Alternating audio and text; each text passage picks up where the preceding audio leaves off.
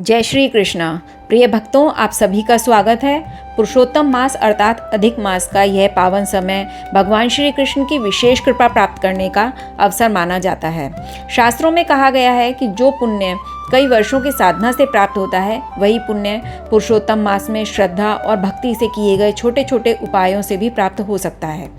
आज के इस विशेष वीडियो में हम जानेंगे पुरुषोत्तम मास का रहस्य क्या है, इस महीने को इतना चमत्कारी क्यों माना गया है, कौन से कार्य करने से भगवान विष्णु शीघ्र प्रसन्न होते हैं और कौन सी गलतियां पूरे पुण्य को नष्ट कर सकती हैं। भक्तों, एक समय की बात है, सभी महीनों में अपना अपना महत्व था। किसी महीने में बड़े बड़े पर्व आते थे, किसी में विवाह शुभ माने जाते थे और किसी में देवी देवताओं की विशेष पूजा होती थी। लेकिन एक अतिरिक्त महीना ऐसा था जिसे कोई महत्व नहीं देता था। लोग इसे मलमास कहकर अपमानित करते थे। कोई भी शुभ कार्य उस महीने में नहीं करता था। कहा जाता है कि वह महीना अत्यंत दुखी होकर भगवान विष्णु के पास गया और रोते हुए बोला, प्रभु, सभी मेरा अपमान करते हैं, कोई मुझे शुभ नहीं मानता, मेरा कोई स्वामी भी नहीं है। भगवान विष्णु ने उस महीने की व्यथा सुनकर द्रवित हो गए। तब भगवान ने कहा, आज से तुम मेरे नाम से जाने जाओगे। मैं तुम्हें अपना नाम पुरुषोत्तम मास देता हूँ। जो भी भक्त इस महीने में भक्ति, दान, जप और सेवा करेगा, उसे उसका कई गुना फल प्राप्त होगा। तभी से इस महीने को पुरुषोत्तम मास कहने लगे और भगवान विष्णु को यह अत्यंत प्रिय माना गया। अब प्रश्न उठता है, इस महीने में ऐसा क्या करें जिससे भगवान शीघ्र प्रसन्न हो जाएं। सबसे पहले सुबह उठकर जल्दी उठकर स्नान करें, घर में मंदिर में दीपक जलाएं और भगवान विष्णु या कृष्ण जी का ध्यान करें। यदि संभव हो तो प्रतिदिन गीता का एक अध्याय पढ़ें। माना जाता है कि अधिक मास में गीता पढ़ने से मन को शांति और जीवन में सही मार्ग मिलता है। इसमें दीपदान का भी बहुत महत्व है।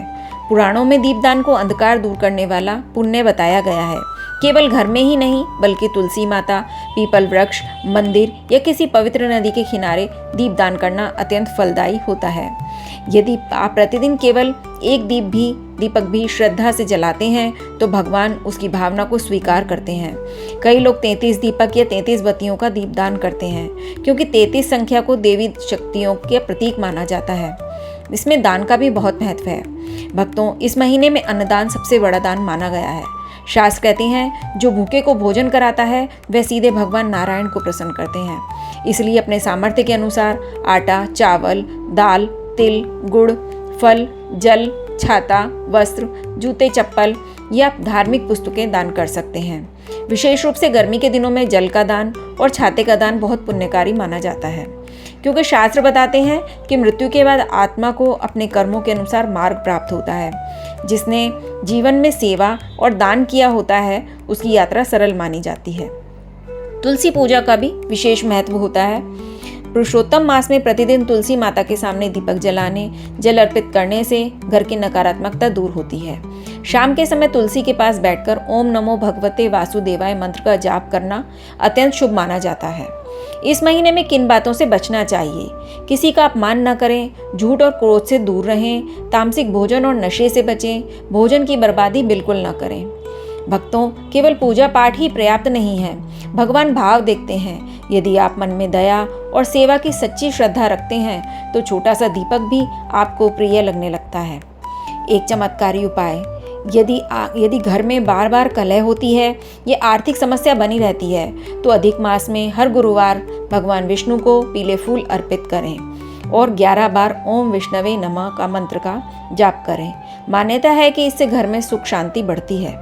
जो भक्त पूरे अधिक मास में किसी एक नियम का पालन करते हैं, रोज मंत्र जाप करते हैं, दीपदान या दान करते हैं, उन पर भगवान पुरुषोत्तम की विशेष कृपा बनी रहती है।